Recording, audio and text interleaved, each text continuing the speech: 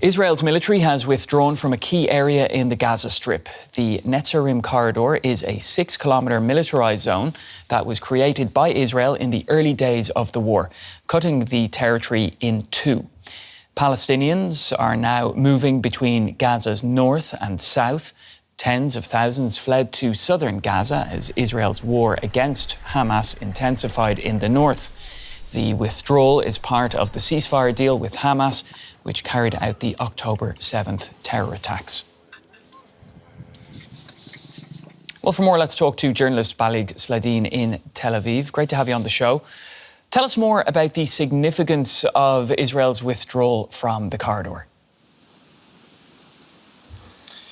Well, this withdrawal is happening on the 22nd day of this deal, and it started actually on the 7th day when Israel was holding all of the Netzarim Corridor and started withdrawing from it only on the 7th day. Now, in terms of how significant is that, this whole idea of withdrawing from a strategic asset, a territory that has been captured, conquered by a military is of course very, very significant, but Israel is willing to do that in order to see at least these 33 hostages back home. But in terms of how significant is it today that it entirely pulled out of the Netzarim Corridor? It's not that significant because, after all, during the past weeks, there has been almost no Israeli presence in the Netzarim Corridor, and now they completed this withdrawal, and the Israeli troops are now stationed only in the perimeter, which is 700 to 1 kilometer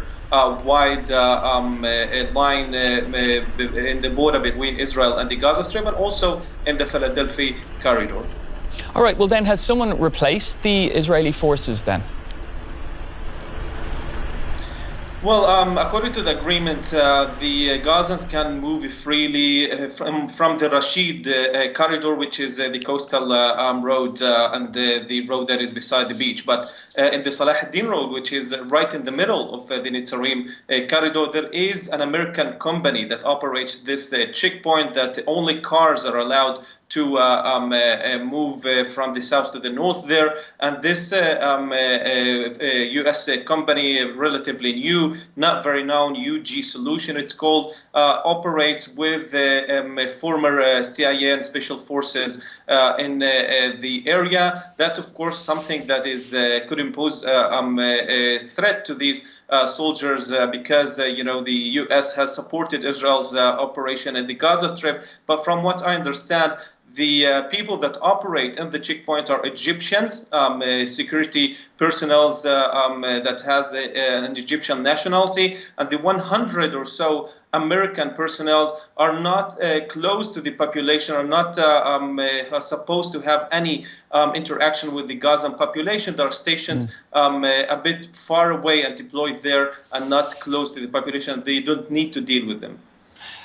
So the Israeli withdrawal now fulfills a term of the first phase of the Gaza ceasefire agreement. The next phase has yet to be agreed between Israel and Hamas. So what can you tell us about negotiations over the second phase?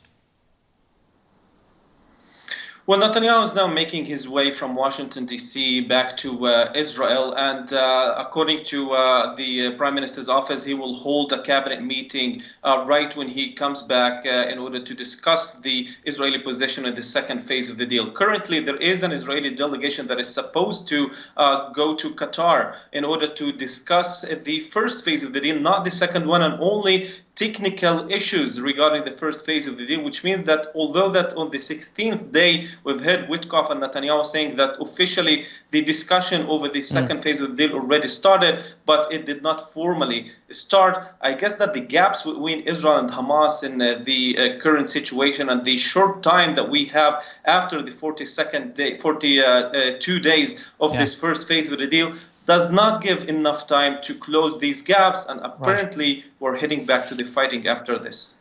We'll have to leave it there. Journalist Balig Sladeen in Tel Aviv. Thank you. Thank you.